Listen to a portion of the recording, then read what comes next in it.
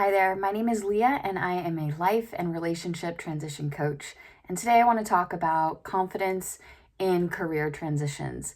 So there's many reasons why you might be transitioning from a career to a new career.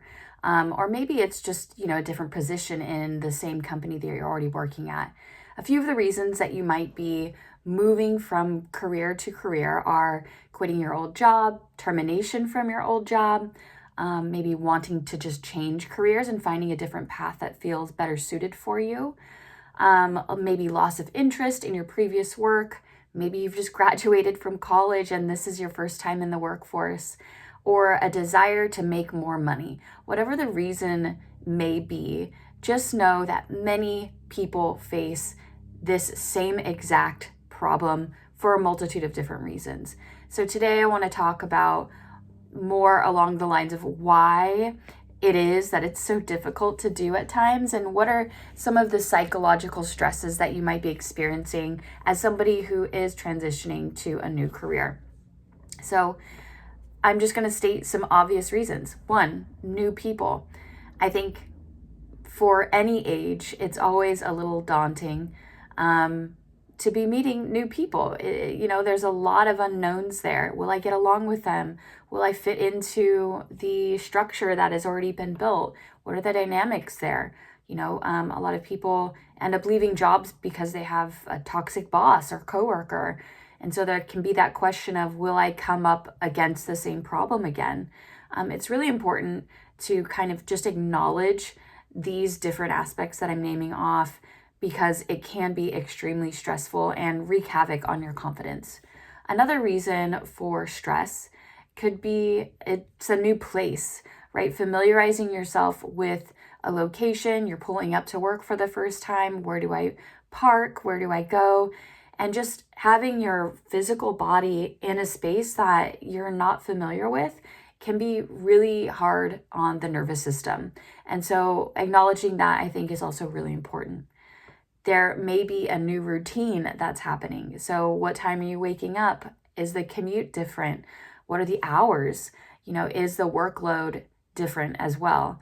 Maybe finding new coffee shops and restaurants and quick stops along the way to your commute. All these things can also be really exciting, but tend to also be stressors. So just knowing too that just because it might be exciting doesn't mean it's not a stressor. And just because it feels stressful doesn't mean it can't also be exciting. Another reason for stress is understanding your new boss. So as I mentioned earlier, some people leave jobs for the reason of there being a toxic boss, manager, or coworker. So learning your new boss can be something that takes time.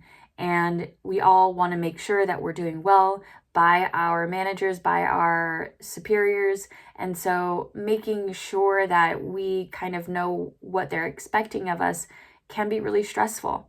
Another reason for stress is different responsibilities. So learning how to complete expectations in a timely manner, in a professional manner, in a correct manner. What is the office etiquette here? A new job generally requires different duties, tasks, and expectations. So this is a huge stressor. So taking all of that into account, breathe. There's a lot going on. There's a lot on your plate. So just having some compassion there first and foremost. Secondly, how to manage this so that you can feel more confident going into a new job position. Number one, ask for help. So reach out to close friends and family members who have recently changed jobs and maybe ask for their opinion, ask for their suggestion on how they managed things. Ask for their support and encouragement. It can be so game-changing if you have people in your corner reminding you of the big thing that you're doing and to just take your time. Communicating directly with coworkers about, what it is that you're up against. I'm sorry, this keeps sliding. What it is that you're up against, and asking for, more information if you need it. Don't think you have to have it all figured out from the beginning. No job ever expects you to have all those things figured out. So ask questions. Obviously make sure that you do your own due diligence but also be willing to say, hey, can you clarify this for me? And also seeking professional help from either a coach. We have an amazing career transition program that we help people with, and that can be super supportive. Or even a therapist, if things seem to be overwhelming to the point where you can't, you feel like you can't fully function the way you want to be functioning. Number 2, view new coworkers as people. So they all started at some point too. They weren't experts from the very beginning. So be professional with these people, but try not to enter in with like a cold and nervous attitude. I think this can be really helpful when you are going into a new office environment, especially. So a lot of people work from home, but this still also applies to work from home folks as well. But the reason why I added this is because coworkers can be people that you spend most of your time with. So making sure you humanize them and open up to them, keeping it professional, obviously, as well. Number 3, avoid office and workplace drama and politics. I cannot stress this enough. Although you may want to build camaraderie with your coworkers, make sure you draw a boundary around what it is that you're engaging in terms of conversations and getting involved in, those different sort of nuanced dramas that do tend to exist when you're working with other people. This can help give you a bit of a distance still and an ability to step away from your job when you go home at night. Number 4, breathe. Always breathe. Take time throughout your workday to pause and breathe consciously. And important times to remember this, especially, are like during a presentation, an interview, like a check-in, a meeting, or an important call. So when you're first starting out, make sure maybe you have a little sticky note on your desk that says breathe, just to remind you to really consciously make this part of your day. Number 5, and I have about 5 more. Number 5, maintain your work and home life balance. So although a new job can be really easy to just dive right in and get consumed with, make sure you still stay true to yourself and your values, and you know how to maintain your hobbies and other relationships outside of work. This can really just add to that level of confidence and centeredness in a new career path. Number 6, keep up your routine outside of work. So along the lines of what I just said, go work out. Make sure you're getting enough sleep. Make sure you're doing the things that you need to do to take care of your own well-being. This is essential. You can't just be a worker robot.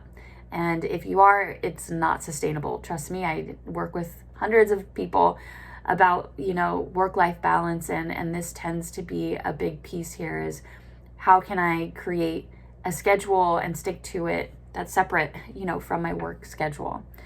Number 7, indulge in a hobby that relieves stress. So working out can be stress relieving, obviously, but making sure you're doing something like yoga or like a nightly bath or gardening or even running can be really meditative.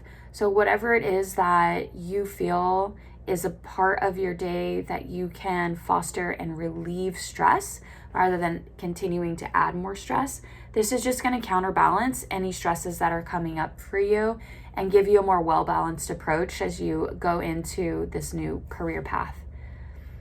A couple more.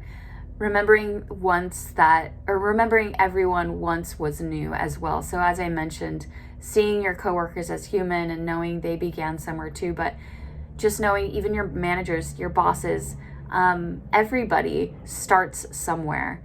And it can be really, really difficult to be a beginner, but I think some of the best advice I've ever received was always be willing to be a beginner.